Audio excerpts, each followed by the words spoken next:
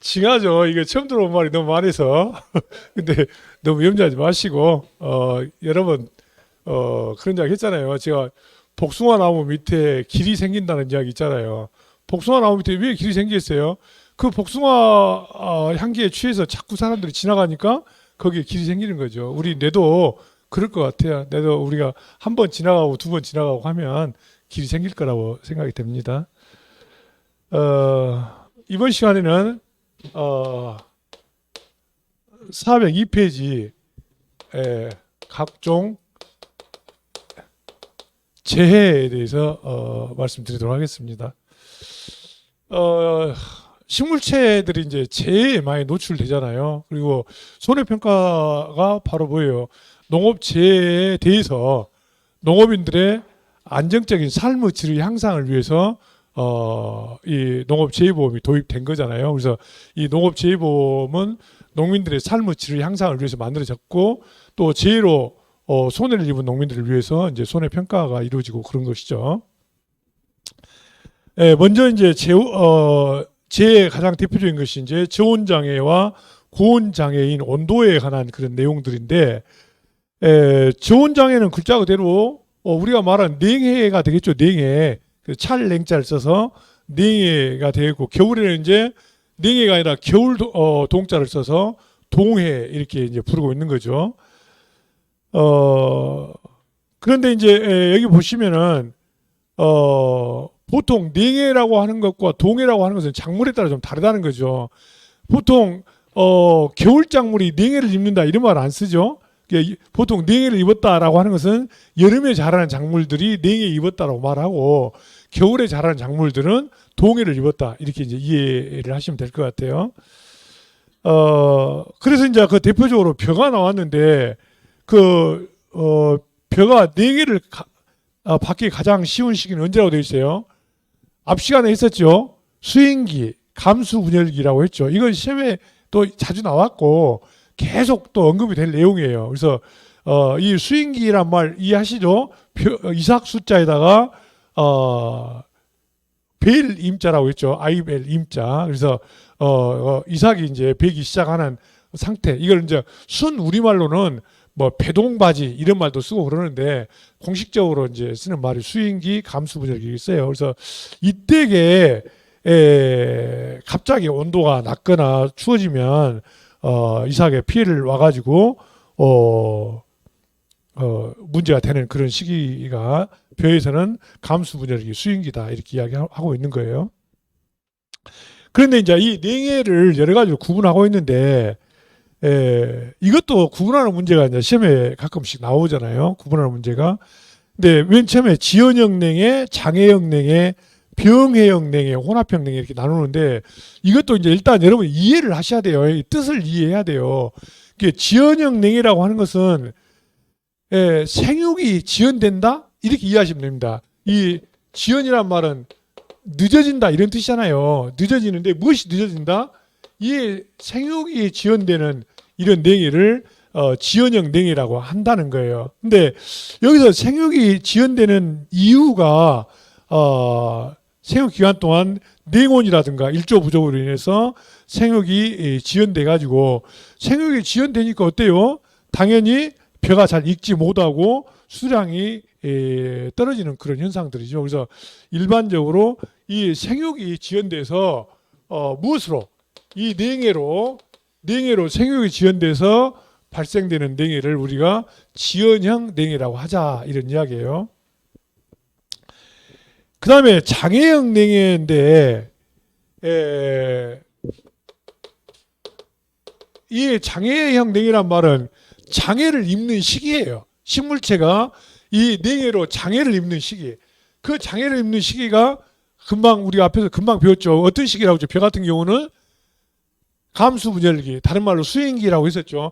이때 이 수인기, 감수분열기 때는 이 냉해에 대한 저항성이 아주 약한 상태라는 이야기예요. 그래서 이러한 이 냉해에 대한 저항성이 아주 약한 시기에 냉해를 입어가지고 식물체가 장애를 받는 그런 냉해를 장애형 냉해라고 하자. 이게 장애를 받는 것이 무엇에?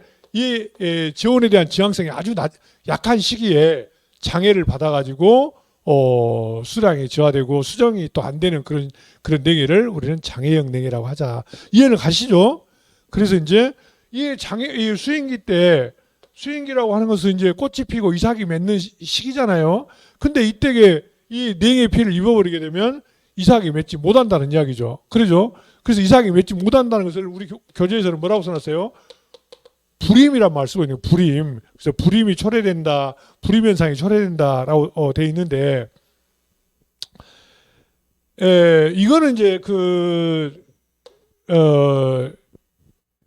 나중에 여러분이 벼에서 또 그 2차 과목에서 또 배우겠습니다만은, 벼에 보면은 흰빛 입마름병이라고 있죠. 흰빛 입마름병. 흰빛 입마름병을 한자 말로 쓰면 흰빛이 뭐예요? 흰색자를 써서 이 흰 백자를 쓰는 거죠. 이파리는 뭐예요? 임엽자를 쓰고 마르면 마를 고자를 쓴 거예요. 그래서 백엽고병 이런 말도 써요. 백엽고병 한자 말로 쓰면 임엽자에다가 마를 고자를 써서 백엽고병이라고 하는데 흰빛 입마름병 같은 경우도 이런 장애형 냉해에 해당될 수가 있고 또 이때 볼 수 있는 현상이 뭐냐면 이삭이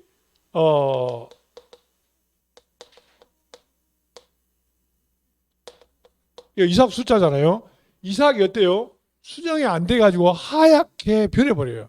이삭이 이렇게 안에가 이제 뭐가 들어있어야 되잖아요. 수정이 되면은 벼 알이 들어있어야 되는데 벼 알이 안 들어있고 벼 이삭 자체가 하얗게 변해버린 거 있어요. 이런 경우를 우리가 백수 현상이라고 하는데 백수 현상은 뒤에 가면 풍해에서 나와요. 바람풍자, 바람 피해. 이게 꽃이 피고 이삭이 며칠 시기에 바람이 불어가지고 수정이 아예 안 돼버리면 뭐 되겠어요? 불임이 되면서 이삭이 하얗게 돼버리겠잖아요. 그래서 이런 백수 현상이 나올 수 있는데 이거는 이제 냉해 온도가 너무 낮아가지고 갑자기 그냥 이 이삭 며칠 꽃 피고 이삭 맺는 시기에 온도가 너무 낮아가지고 추워가지고 이런 이삭이 맺는 것에 장애를 주는 이런 냉해를 장애형 냉해라고 하자 이런 이야기예요. 그 다음에 온도가 낮아가지고 병이 주로 오는 그런 냉해를 병해형 냉해라고 하는 겁니다. 병해형 냉해. 그래서 온도가 너무 낮아서 식물체가 평균에 대한 저항성이 저하된 상태에서 병이 발생되는 것을 일반적으로 병해형 냉해라고 하는데 벼 같은 경우에는 도열병이 발생된다고 되어 있어요. 병해형 냉해에서는. 자, 이 병해형 냉해에서는 벼에서 도열병을 들어보긴 했죠. 벼에서 병충해 보장할 때 도열병 들어가잖아요. 그래서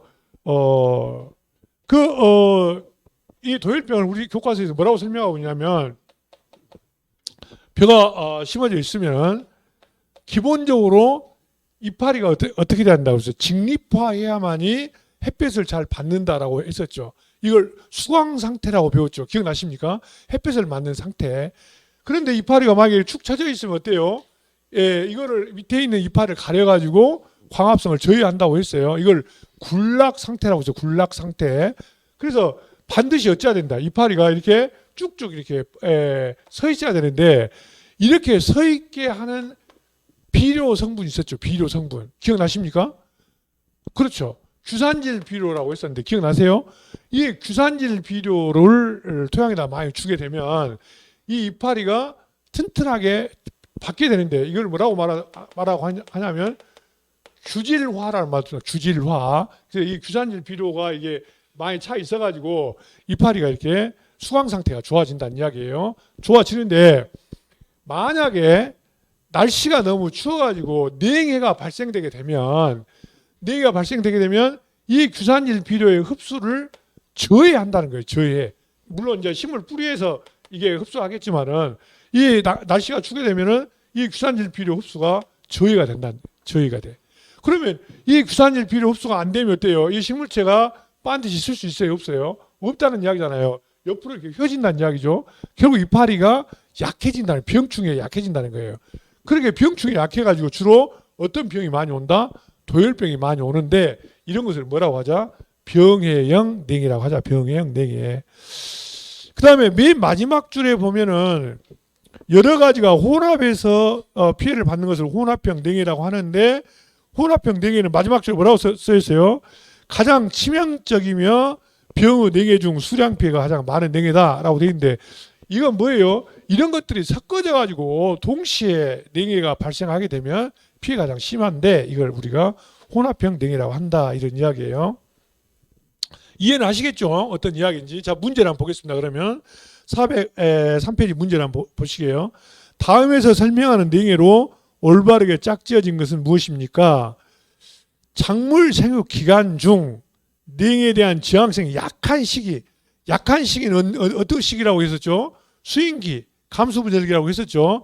이때 약한 시기에 저온의 접촉으로 인해서 피해를 받는 것은 무엇이다? 이런 것을 우리는 장애형 냉해다라고 이야기했었죠. 그 다음에 두 번째, 오랜 기간 동안 냉온이나 일조 부족으로 생육이 늦어지고 이로 인해서 등숙이란 말은 벼가 익어가는 걸 등숙이라고 해요. 벼가 익어가는 것이 충분하지 못해서 수량이 감소하는 현상. 자, 생육 기간이 어째요? 생육이 어째요? 지연되는 거잖아요. 계속 이 냉해로. 그러니까 이걸 뭐라고 하자? 지연형 냉해라고 한다, 이런 이야기. 이런 거 어때요? 여러분이 이해만 하면 되는 문제들이잖아요. 특별히 안 해오셔도 이걸 이야기하는 것이고요. 그 다음에 이제 저온이 되면 어떤 문제가 생기냐? 저온이 진행이 되면 우선 증산이 과잉된다고 되어 있습니다. 저온으로 말미암아서 뿌리에서 수분이나 양분을 흡수해야 되는데, 수분이나 양분 흡수 기능이 감퇴하고, 이게 뿌리로부터 온도가 너무 낮으니까 뿌리에서 물이라든가 양분을 흡수하는 기능이 감퇴한 대신에 무엇이 많아진다는 이야기입니까? 증산이 많아집니다. 증산은 어디에서 이루어지죠? 지금 이파리에서 수분이 빠져나가는 거잖아요. 이걸 증산이라고 하는데, 이것이 수분이 많이 빠져나가기 때문에 결국 식물체가 진다는 이야기입니까? 식물체가 시들어서 고사하게 될 수가 있다라고 하는 겁니다. 그래서 일단은 온도가 너무 낮으면 식물체 뿌리로부터 물이라든가 양분이 많이 올라와야 되는데 그것이 많이 올라오지 않는다는 거예요. 많이 올라오지 않은 대신에 이파리에서는 일정한 양이 계속 공기 중으로 날아간다. 증산이 많이 된다. 증산이 많이 되니까 식물체가 말라 죽을 수 있지 않겠냐라고 하는 것이죠. 이것을 시험에 어떻게 냈냐면, 저온 장애에 대한 설명이다. 바르지 못한 것은 무엇이냐라고 해서 증산이 감소된다. 증산작용이 감소된다. 이렇게 된 거예요. 왜냐하면 뿌리로부터 양분이나 수분 흡수가 잘 안 되니까 증산도 안 될 것으로 우리가 상식적으로 생각할 수 있잖아요. 근데 그것이 아니라 뿌리로부터 양분이나 수분 흡수는 잘 안 되는데, 감퇴하는데, 반대로 식물체 잎에서는 기온을 통해서 수분이 계속적으로 많이 빠져나가 가지고 결국 식물체가 말라 죽게 된다, 이런 이야기예요. 그 다음에 호흡이 너무 많아지거나 이상 호흡이 된다라고 되어 있는데, 식물체라고 하는 것은, 식물체는 기본적으로 공기 중에 있는 이산화탄소하고 물이 만나서 무엇을 만드는 거예요? 탄수화물을 만드는 것이 광합성이죠. 근데 이 광합성의 대표적인 것이 뭐 있어야 돼요? 빛 에너지가 있어야 된다고 했었죠. 광합성에서는. 근데 빛이 있어야 되는데, 낮에는 광합성을 하는데 밤에는 빛이 없으니까 뭘 한다고 그랬어요? 축적된 이 양분을 소모하게 된다고 그랬죠. 소모하는 것을 여기서 뭘 하면서 소모합니까? 호흡작용을 하면서 소모한다고 했어요. 그러니까 낮에는 온도가 높고 햇볕이 많고 밤에 온도가 낮으면 이것을 소모를 안 해서 열매가 더 잘 열린다고 했어요. 그래서 밤낮 온도 차이가 크면은 어때요? 열매가 훨씬 더 튼실하게 열린다고 했잖아요. 그런데 이 냉해로 인해서 이것도 별로 안 좋은 데다가 빛이 쪼이지 않게 되면은 이것을 많이 소모하게 되는데, 여기서 이걸 뭐라고 말하고 있어요? 호흡이 과다하게 된다. 호흡이 과다해서 체내 물질의 소모가 늘어난다라고 돼 있어요. 그래서 이거를 또 이 호흡 과정에서 유독 물질이 집적되기 때문에 이걸 이상호흡이다라고도 하는 겁니다. 그 다음에 생리 기능이 저하된다. 생리 기능이라고 하는 것은 이 말이죠. 지금 생리 기능은 이렇게 해가지고 이것이 만들어져서 열매에 축적돼야 되는데 냉해가 심화가 되면은 이것도 적고 또 이것이 열매 속으로 이동하는 것이 어때요? 잘 안 된다는 거예요. 이걸 절유라고 하잖아요. 절유. 이게 열매 속으로 넘어와야 되는데 그게 잘 이루어지지 않기 때문에 생리 기능이 저하된다라고 되어 있고 또 같은 말로 그 밑에 양분의 전류나 축적도 장애가 된다. 또 꽃바브 화분의 세포학적 이상이 온다. 그러니까 특히 어느 시기에 수인기 때, 이 수인기 감수 분열기 때 저온의 피해를 받게 되면은 불임 현상을 초래할 수가 있다. 이런 이야기들이죠. 그래서 이런 것들이 이제 온도가 낮으면 냉해 피해를 받게 되는 것이고요. 저온장애의 증상들에 보면은 이제 식물체가 뭐 원형질 분리가 일어난다든가 또 광합성이라든가 독성 물질 축적 등이 증대한다든가 또 식물체에서도 착과가 불량, 착과 착색이란 말을 아시겠죠? 착과란 말은 열매가 맺힌다 이 말이고 달린다 이 말이고 착색은 열매 색깔을 말하고 있는 거예요. 그리고 잎과 과실에 반점이 생긴다든가 생장이 정지될 수 있고 뭐 이런 것들이 이제 여러 가지 나와 있죠. 그다음 페이지 넘겨보면은 그러면 저온 장애를 방지하기 위해서 어떻게 해야 할 것이냐 냉해 대책이 나왔는데 우선 냉해 잘 견디는 품종을 심으면 좋겠다. 내냉성 품종이다라고 되어 있는데 일반적으로 조생종이 내냉성이 높다라고 되어 있어요. 조생종 계통이. 이게 조생종은 일찍 심는 거잖아요. 일찍 심어서 일찍 수확하는 거니까 중만생종은 이제 가을 늦가을로 갈수록 추위에 노출될 가능성이 많다는 거예요. 그래서 조생종이 좀 더 좋지 않겠냐 이런 이야기고. 그다음에 입지 조건을 좀 개설해서 논에 찬물이 고이지 않도록 하자 이런 이야기입니다. 그래서 논에 차가운 물이 계속 나온다든가 고여 있으면은 냉해 피해를 많이 받는다 이런 이야기잖아요. 그리고 파종을 할 때 영양 생장 기간을 길게 하기 위해서 미리 모종을 길러서 옮겨 심는 것이 좋겠다라는 이야기입니다. 그래서 우리 교재에서는 가능하면은 박파를 하는 게 좋겠다. 박파. 이 박자가 얇을 박자인데 얇을 박자.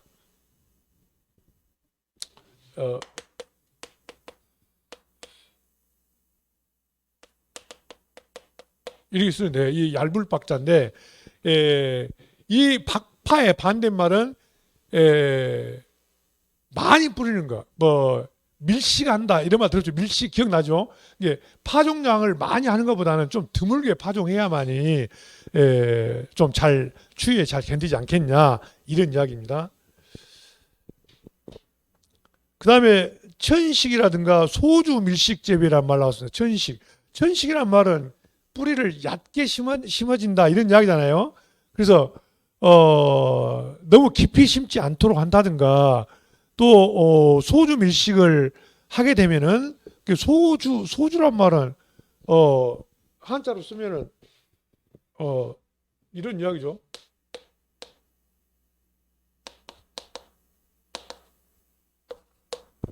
이렇게 쓰면 될 것 같은데 소주 이걸 쓰면 나무목에다가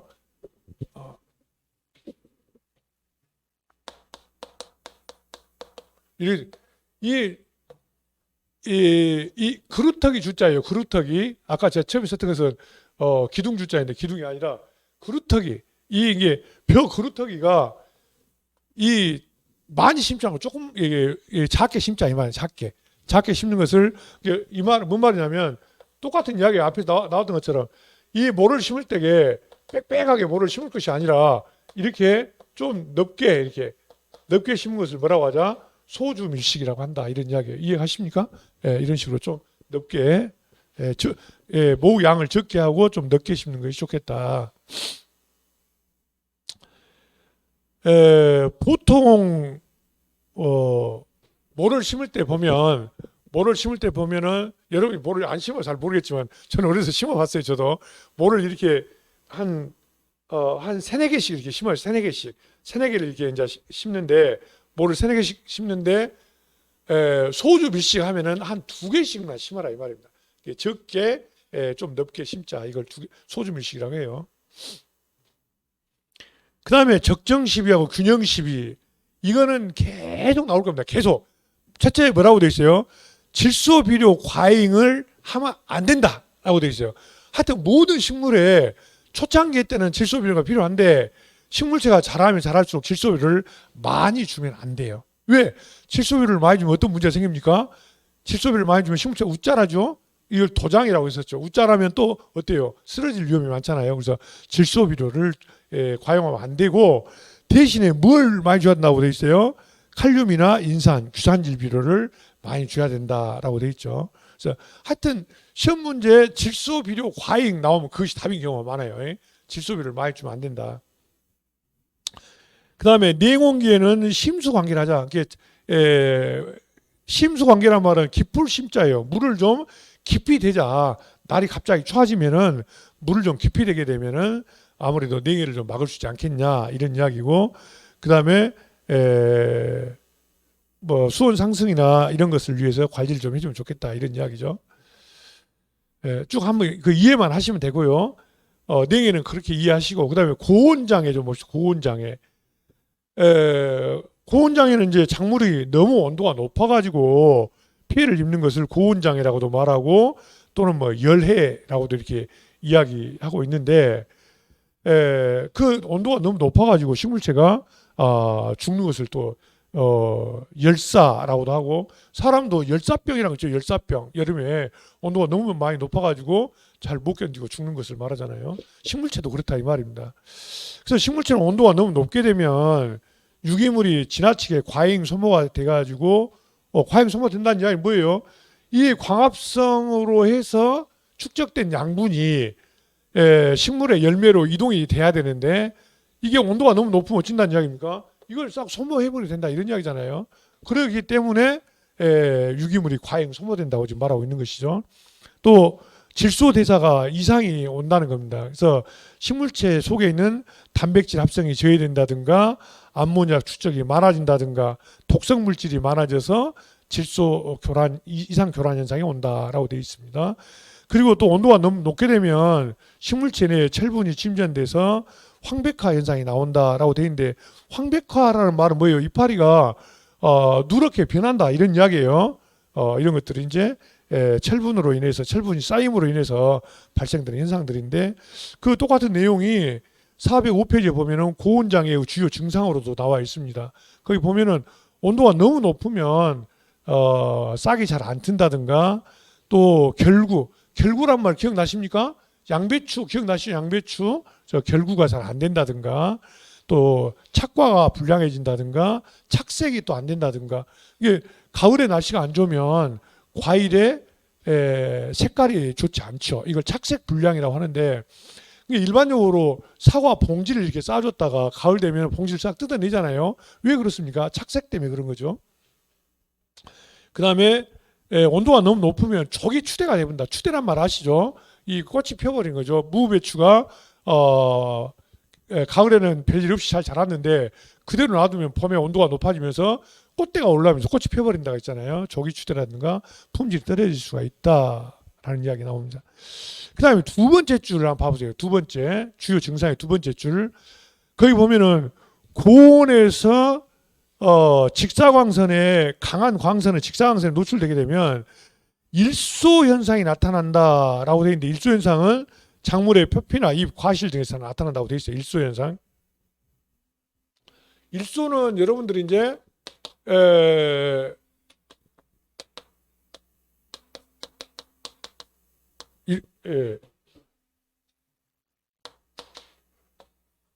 이렇게 쓰는데, 한자로 이렇게 쓰는데 한자가 여러분 잘 안 본 거죠.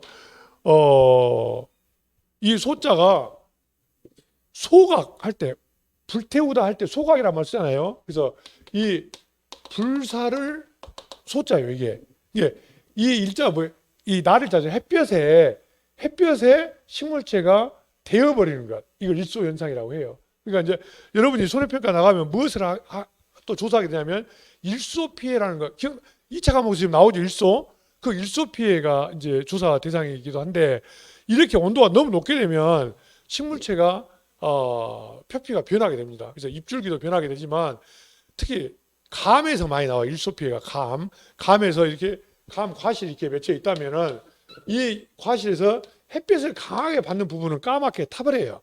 이런 경우를 우리가 일소 현상이라고 하죠. 그래서 이런 일소 피해가 이파리라든가 과실 등에서 많이 발생되고 있다라는 거죠. 기출 문제 한번 봐보세요. 기출 뽀개기. 고온 장애에 관한 증상으로 옳지 않은 것은 어떤 것입니까? 라고 되어 있습니다. 고온 장애. 발화가 불량하고 품질이 저하되고 착과나 착색이 불량하고 추대가 지연되는 것이 아니라 온도가 높아지면 추대가 빨라져 본다라고 이야기했었죠. 그 다음에 일소현상 나왔어요. 일소현상은 이제 평가사 분들이 이제 가서 일소 피해 조사를 해야 되니까 일소현상에 대해서 좀 알아줘야 되겠죠. 그래서 여름철에 직사광선에 노출돼서 이 과실의 껍질 또는 뭐 나무의 껍질 숲이라든가 또는 뭐 과실 조직에 생기는 고온 장애를 일소 현상이라고 한다라고 되어 있는데 일소의 특징이 나와서 일소의 특징에 보면 배상형 수영에서 많이 발생한다라고 되어 있고 또 나무 세력이 약한 나무라든가 늙은 나무에서도 발생이 된다라고 되어 있는데 배상형이란 말은 이 배자가 잔 배자입니다. 잔 배자.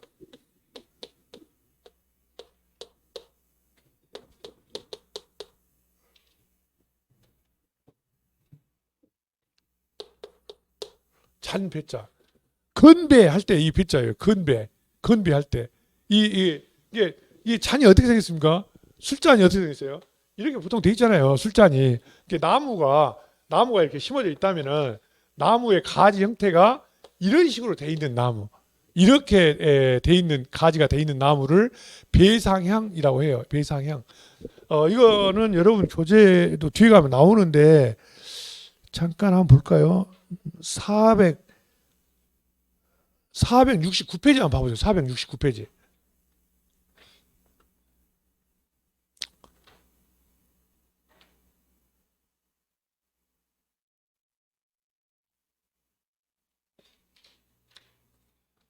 (469페이지) 보시면 중간에 개심형이라고 되어 있죠. 개심형. 10개자 마음심자, 마음을 연다. 이게 왜 이런 표현을 썼는지 잘 모르겠어요. 그 다음에 이거를 이제 다른 말로 또 뭐라고 되어 있어요? 술잔 모양이라고 해서 배상형이라고도 한다라고 되어 있죠. 배상형. 그러죠. 그 그림이 어때요? 그 나무 형태가 술잔처럼 생겼습니까? 술을 먹어본 지가 오래돼서 잘 기억이 안 납니까? 어쩝니까? 그래서 이런 형태로 되어 있는 것을 배상형이라고 하는데 거기 보면 단점이 뭐라고 되어 있죠? 단점. 배상형 나무의 단점은 가지가 늘어져서 찢어지기 쉽다든가 결과수가 적다. 결과수란 말은 맺을 결자, 열매 과자잖아요. 과실 과자. 과실을 맺는 숫자가 적어진다든가 그 밑에 이제 그게 나오죠. 일소 피해가 발생하기 쉽다라고 되어 있죠. 일소 피해. 그래서 다시 앞으로 넘어오시면 405페이지로 넘어오세요. 그래서 이런 배상형 나무가 아무래도 강한 햇볕에 피해를 볼 소지가 많고 또 나무가 굵은 가지라든가 나무 세력이 약한 가지 또 늙은 나무 이게 어쨌든 이 나무가 오래된 과수원에서 이런 현상이 좀 많이 발생된다 이 말이에요. 아시겠죠?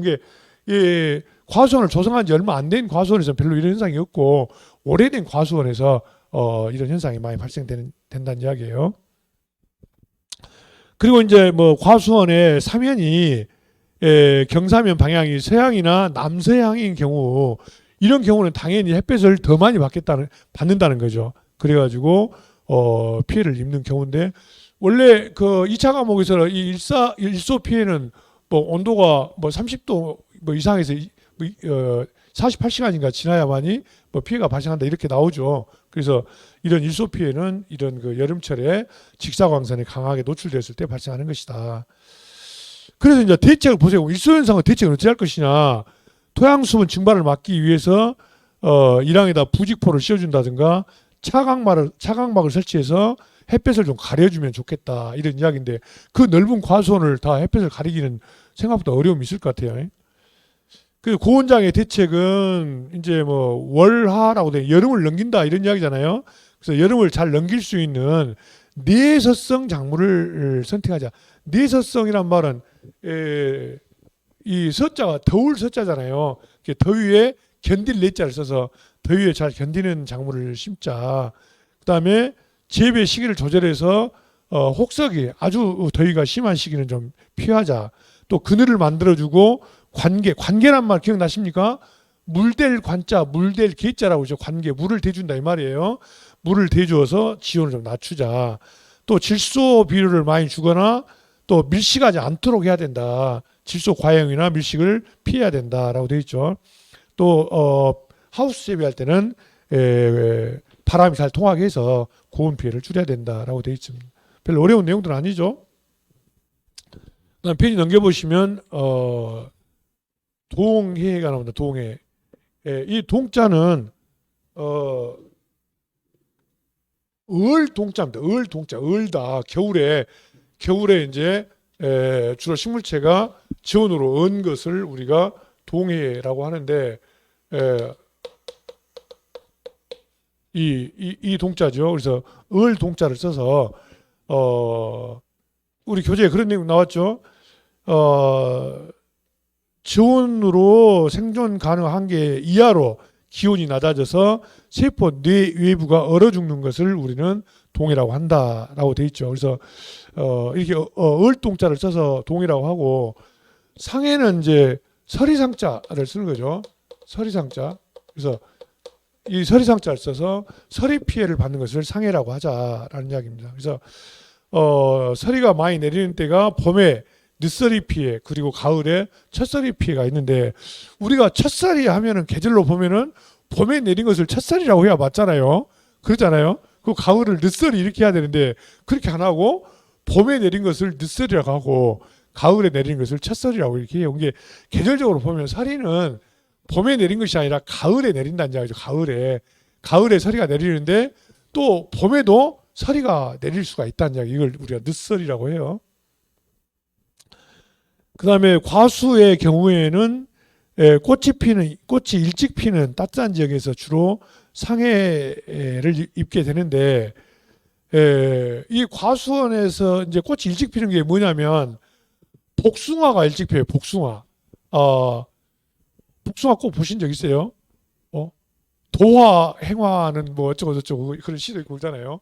이 도화가 복숭아 도자잖아요. 그래서 복숭아 꽃이 빨리 피는데 빨리 핀다는 이야기는 뭐예요? 서리에 노출될 위험이 크다는 거잖아요. 그렇죠? 빨리 피니까. 그래서 만약에 복숭아 꽃이 막 피기 시작했는데 서리가 확 내렸다든가 또 추위가 확 닥쳤다든가 그러면 당연히 어쩌겠어요? 꽃이 수정 기능을 잃어버리겠잖아요. 그래서 결국은 열매를 맺지 못하는 그런 현상들이 발생할 수 있다는 거예요. 그래서 실제로 또 손해평가에서 가장 첫 번째 단계가 뭐냐면 이 서리 피해라든가 냉해 피해 조사를 또 나갑니다. 이런 보통 한 4월 달에 냉해나 서리 피해가 심하게 되면 또 그걸 조사를 나가서 하게 되는데 그때는 뭘 가지고 가냐면 연필 깎는 커터칼을 가지고 갑니다. 커터칼을 가지고 와서 꽃을 이렇게 잘라보는 거예요. 겉으로는 잘 모르니까 꽃을 잘라보면 안에가 우리가 시방이라고 하는데 거기가 까맣게 변해 있어요. 이게 수정이 안 돼가지고 꽃이 피면 수정이 돼야 되잖아요. 꽃이 수정이 안 돼가지고 까맣게 변해서 나중에 이제 열매를 맺지 못하게 되는 것이죠. 그래서 나중에 이제 과수 같은 경우는 처음에 착과감소 보험금을 주고 적과 이후에는 과실 손해 보험금을 주잖아요. 그때 이 과실 손해 보험금에다가 이것을 반영해서 주는 거잖아요. 그래서 이제 착과감소 보험금에서는 이제 5종 한정 특약에 가입되어 있는 경우에 이걸 반영하기도 하죠. 그다음에 그래서 이제 이 서리 피해는 이제 주로 이제 봄에 많이 발생하는 경우가 있고요.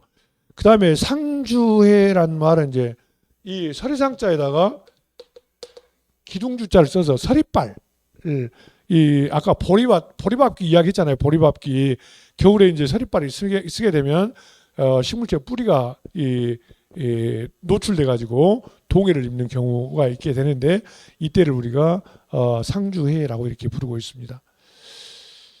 그 다음에 이제 작물의 내동성이란 말은 동해에 잘 견디는 성질이잖아요. 동해에 잘 견디는 성질인데 우선 생리적인 요인으로서는 세포의 수분 함량이 적어야 되겠다.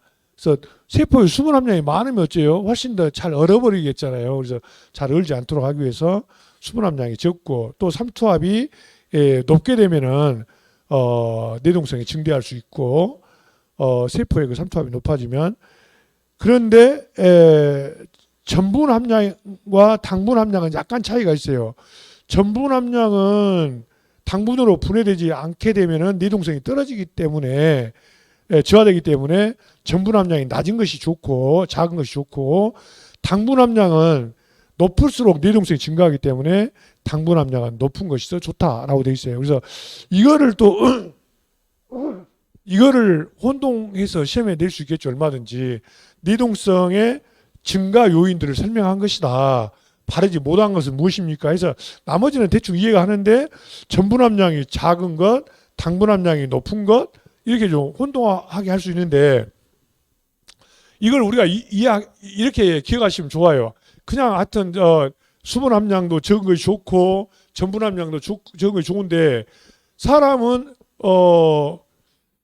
일반적으로 사람은 또 질병에 따라 차이가 있지만 당분 함량이 갑자기 적어지게 되면 사람이 기력이 떨어지는 경우가 있잖아요. 기력이 떨어진 경우에 사탕 같은 거 먹으면 좀 기력이 올라갈 수 있어요. 초콜릿 같은 거. 그래서 이 동에 대한 저항성도 당분 함량은 좀 높은 것이 저항성이 높다. 이렇게 연결해서 이해하시면 좀 기억하기 좋지 않을까 싶은 생각이 들어갑니다. 그 다음에 뭐 친수 콜로이드가 원형질에 많은 것이 좋겠다. 콜로이드란 말은 기억나십니까? 아주 작은 입자에 붙어 있는 마이너스 전기를 콜로이드라고 했었잖아요.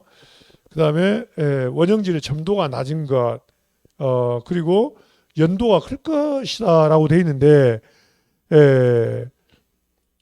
점도가 낮고 연도가 큰 것이 일반적으로 원형질의 변동이 적기 때문에 동해 저항성이 강하다 이런 이야기고 그리고 칼슘이나 마그네슘이 많이 들어 있으면 이것도 내동성을 높이게 된다라고 되어 있습니다.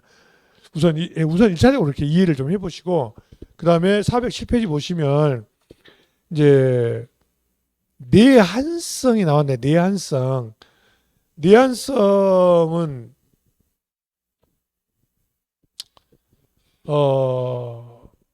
이걸 맨 처음에 배우면서 이거 이야기했던 것 같은데 재배학 첫 시간에 내동성하고 내한성하고 어떻게 차이가 있느냐라는 이야기 기억나십니까? 그래서 이 내한성이랑 이 한자는 찰 한자입니다. 차다할 때 찬 한자를 써서 그러니까 이거하고는 좀 구분해야 됩니다. 이것은 가물 한자예요. 가물다. 여름에 한 해가 들었다라고 할 때는 이걸 쓰는데 이 내동성하고 내한성은 을동찰한 이렇게 똑같이 쓰는 거예요. 그래서 우리 교과서에서 내동성을 내한성이라고도 쓰는 이유입니다. 그러니까 한자로 안 써주고 한글로 써주면 당연히 헷갈리겠죠. 그러잖아요. 그러니까 이게 좀 문제가 있는데 어쨌든 여기서 내동성에서 말한 내한성은 찰 한자를 써 차가운 한자 차갑다는 의미로 내한성이라는 말을 같이 쓰고 있다 이런 이야기예요. 그래서 어떤 것이 동해에 잘 견디냐, 추위에 잘 견디냐. 작물은 서 있는 것보다는 좀 누워 있는 것이 잘 견딘다. 이걸 포복형이라고 써놨죠. 포복형이 직립형보다도 추위에 잘 견딘다. 또 관부라고 되어 있네요. 관부는 식물의 줄기나 뿌리 끝에 것을 관부라고 하는데 관부는 그러죠. 한자로 말하면 크라운이에요.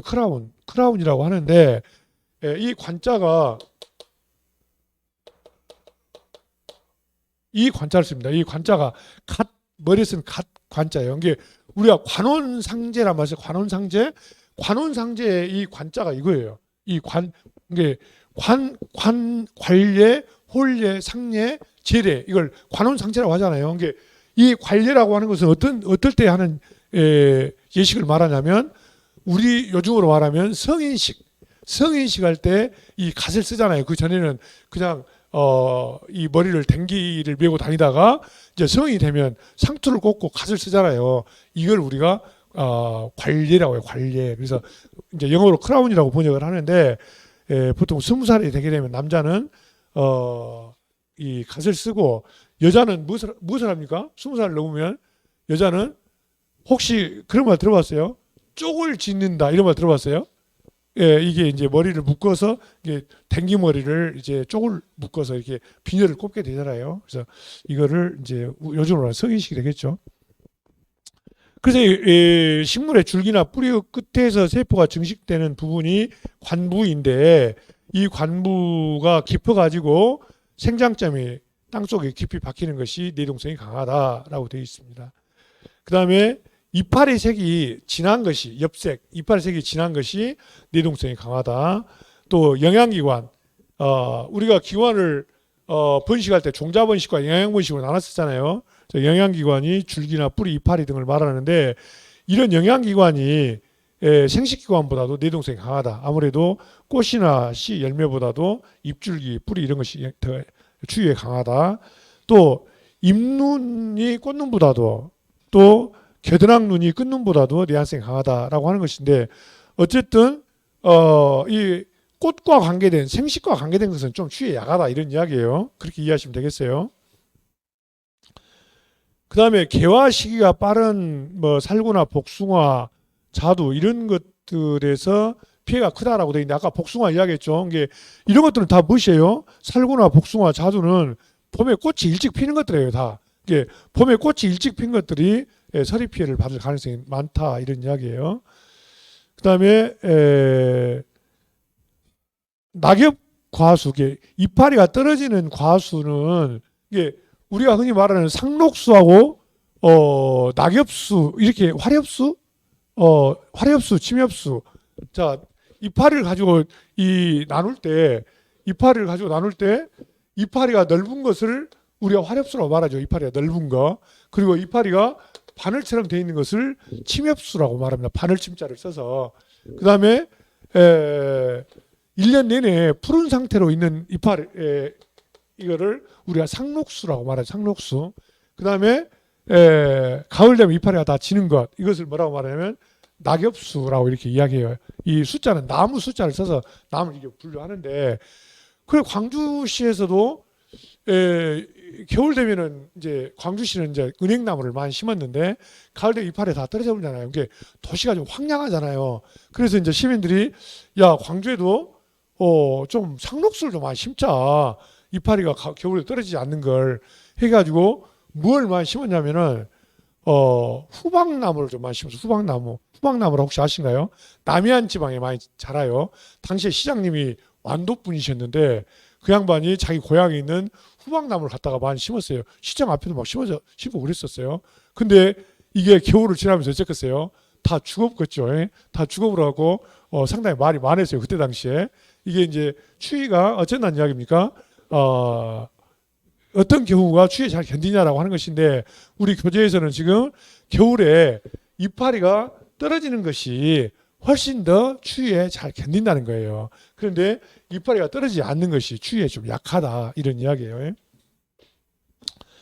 그 다음에 뿌리는 일반적으로 식물체하고 뿌리하고 비교해 보면 뿌리가 지상부보다 더 약하다는 거예요. 추위에. 지상부는 뭐 아무리 비바람이 치고 눈보라가 쳐도 잘 자라는데 뿌리는 조금만 추우면 그냥 얼어 죽게 돼서 피해가 뿌리가 더 심하다. 그리고 생육 단계가 진전될수록 정원에 대한 내향성이 약하다라고 되어 있는데 거기 보면은 꽃이 피고 열매를 맺는 시기에 일반적으로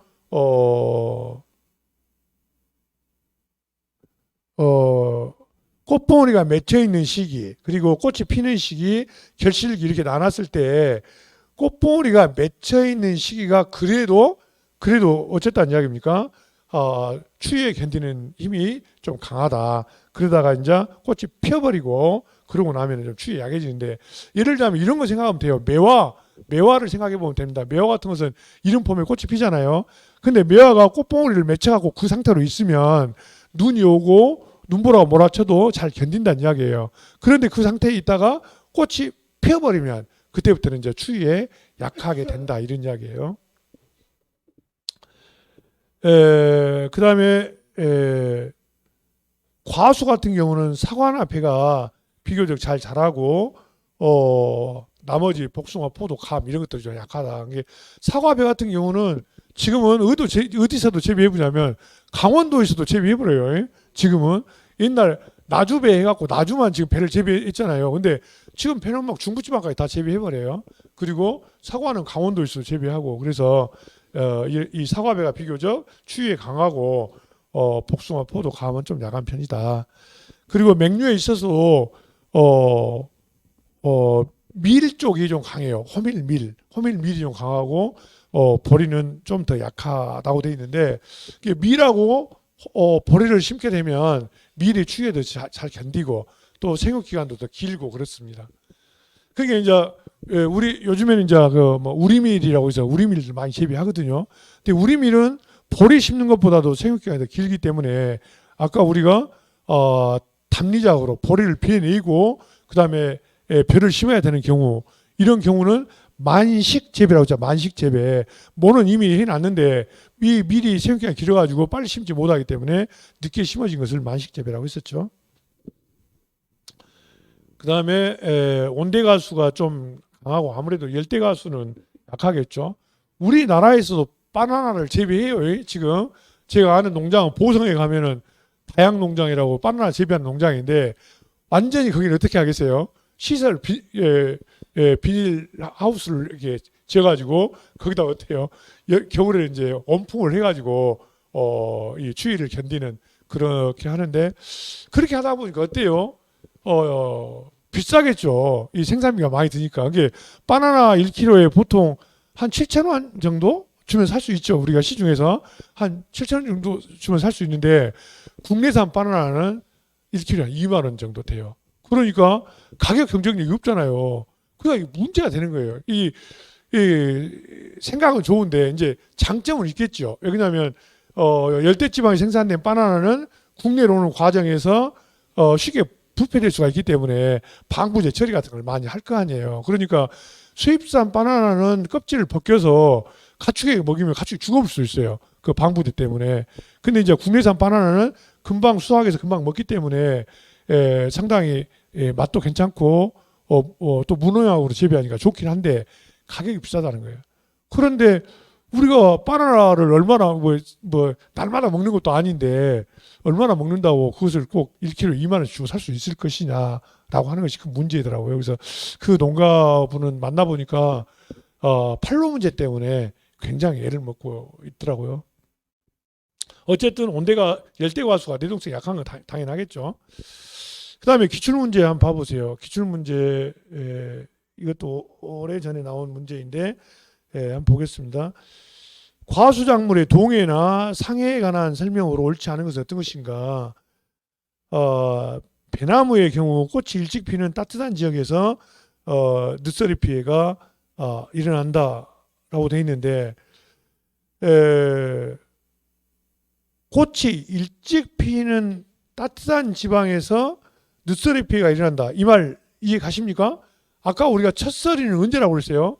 가을에 첫서리라고 했잖아요.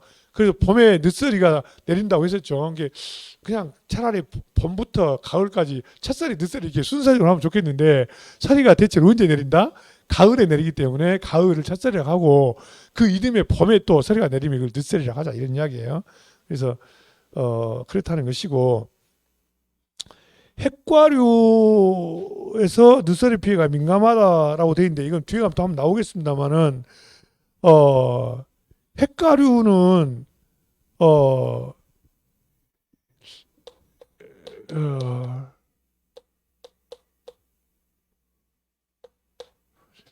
이 핵자가 이렇게 되어 있어요. 이걸 영어로는 스톤이라고 해요. 스톤. 스톤이 뭐예요? 돌이잖아요. 돌멩이잖아요. 그러니까 이 과실 속에가 돌멩이가 들어있는 과실들 먹어보셨죠? 복숭아라든가 자두라든가 이런 것들은 안에 딱딱한 돌멩이가 들었잖아요. 열매가. 이걸 우리가 뭐라고 하냐면 핵과류라고 해. 과실 분류할 때 여러 가지로 분류하거든요. 여러 가지로 분류하는데 뒤에서도 분류하겠습니다. 여러 가지로 뭐 사과, 배 이런 것들을 이제 뭐 인과류라고 하고, 금방 이야기했던 뭐 복숭아라든가 자두 뭐 이런 것들을 핵과류라고 하고, 또 뭐 이 내부에가 수분이 주로 많이 들어있는 거 있잖아요. 뭐 포도라든가 이런 것들을 우리가 뭐 장과류 뭐 이렇게 하고 여러 가지 한자말로 많이 이렇게 분류합니다. 뭐 포도라든가 딸기, 무화과 이런 것들을 이제 장과류 하는데, 이 핵과류에서는 핵과류가 금방 뭐라 했어요? 복숭아 대표를 예로 들었잖아요. 복숭아는 사과, 배보다도 훨씬 더 꽃이 빨리 핀다고 했었잖아요. 그래서 이런 핵과류에서 늦서리 피해 민감하다는 거예요. 늦서리 하면 가을 생각해보면 안 돼요. 어쨌든 늦서리는 봄을 생각해야 돼요. 그 다음에 꽃눈이 추위에 훨씬 더 약하다고 그랬잖아요. 생식기관은 추위에 약하다. 그게 답이 3번인 경우에요. 설해를 막기 위해서는 방상팬이라든가 뭐 왕개 태우기 등이 좋겠다. 게 방상팬이란 말은 뭐예요? 선풍기 있잖아요. 선풍기.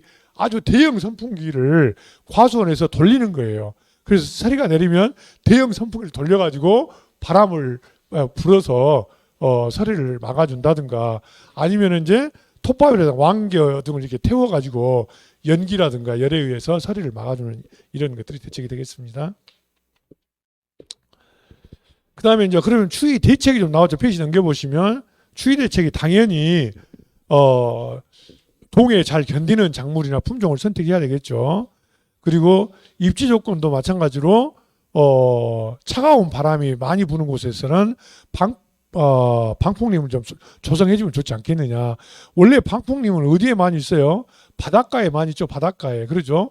바닷가에 많이 있는데 바람을 막아주기 위한 것인데, 추위도 방풍림을 조성하면 좋겠다 이런 이야기고, 재배적인 대책에서도 좀 따뜻하게, 식물체를 따뜻하게 만들어주자. 그래서 뭐 여러 가지 보온 재료를 써가지고, 이게 열대작물 같은 경우는 어때요? 노상에 재배하려면 비닐로 싹 싸주잖아요. 이렇게 해서 보온을 좀 해준다든가, 또 추위에 약한 작물은 씨앗을 뿌릴 때 좀 더 많이 뿌려주자. 파종량을 좀 많이 해가지고 일부 얼어 죽더라도 살아남는 작물들이 있도록 이렇게 해주는 게 좋겠다. 또 일항을 세워가지고 줄뿌림을 하고 뿌린 거를 깊게 하자. 이 말은 뭔 말입니까? 이번에는 이제 추위가 심한 지역에는 일항을 세우는데 여기다 심는 것이 아니라 여기다 심자 이 말이에요. 여기다 심으면은 추위를 좀 막아줄 수 있지 않겠냐 이런 이야기예요. 또 질소 비료 대신에 무엇을 많이 넣어주자? 인산이나 칼륨질 비료를 많이 넣어주자. 그리고 서리빨이 생겼을 경우에는 좀 밟아주면 좋겠다. 이런 것들이 이제 동상의 대책이고, 과수 작물은 어떻게 할 것이냐.